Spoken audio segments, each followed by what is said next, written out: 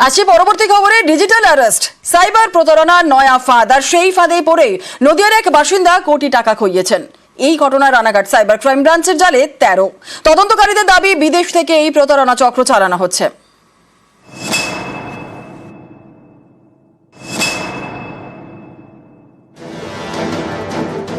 সাবধান, কখনো social media ads বা অজানা গ্রুপ থেকে ইনভেস্টমেন্ট টিপস নেবেন না। এটা সাইবার অপরাধীদের জাল হতে পারে, যা আপনার জমানো পুঁজি শেষ করে দিতে পারে। এরকম যে কোনো রিপোর্ট ন্যাশনাল সাইবার হেল্পলাইন 1930 তে অবিলম্বে জানান। গৃহ মন্ত্রণালয় দ্বারা প্রচারিত।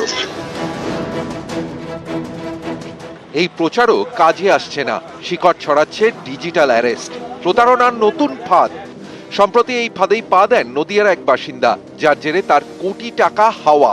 প্রতারিত ওই ব্যক্তি জানিয়েছেন, গত অক্টোবরে তার মোবাইল ফোনে হোয়াটসঅ্যাপ কল করেন এক অপরিচিত। নিজেকে মুম্বাই পুলিশের অফিসার বলে পরিচয় দেন। নদিয়ার ব্যক্তিকে বলেন তার বিরুদ্ধে আর্থিক কেলেঙ্কারির অভিযোগ রয়েছে, তাই তাকে ডিজিটাল অ্যারেস্ট করা হবে। এই ভয় দেখিয়ে কয়েক দফায় প্রায় 1 কোটি টাকা হাতিয়ে নেওয়া হয় বলে অভিযোগ। এতগুলো টাকা চলে যাওয়ার পর ওই ব্যক্তি বুঝতে পারেন তিনি প্রতারণার খপ্পরে পড়েছেন। এরপরই নভেম্বরে রানাঘাট সাইবার ক্রাইম থানায় অভিযোগ দায়ের করেন।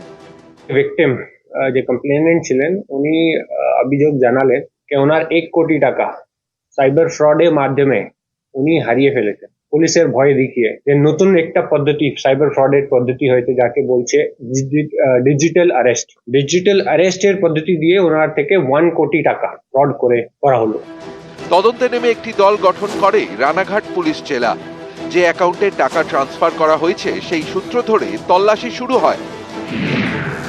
মহারাষ্ট্র, হরিয়ানা, গুজরাট এবং রাজস্থানে যান তদন্তকারীরা। 31 দিন ধরে চলে অভিযান। তদন্তকারীদের জালে ধরা পড়েছে 13 জন। বাজেয়াপ্ত করা হয়েছে মোবাইল ফোন, ব্যাংকের পাসবুক, চেক বই, প্যান কার্ড সহ একাধিক নথি। 100টি অ্যাকাউন্ট ফ্রিজ করা হয়েছে।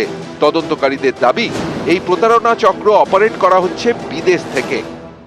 The origination of this crime is outside India. Originate হয়েছে দুবাই বা কম্বোডিয়া থেকে। এখন অবধি আমরা 4 লাখ টাকা সিজ করতে পেরেছি। টোটাল মোর দেন 100 অ্যাকাউন্টস যে আমরা ফ্রিজ করেছি। 7 জন আছে মহারাষ্ট্র, 3 জন আছে হরিয়ানা, 3 জন আছে গুজরাট। নদিয়া থেকে রঞ্জিত সরকার, নিউজ 18 বাংলা।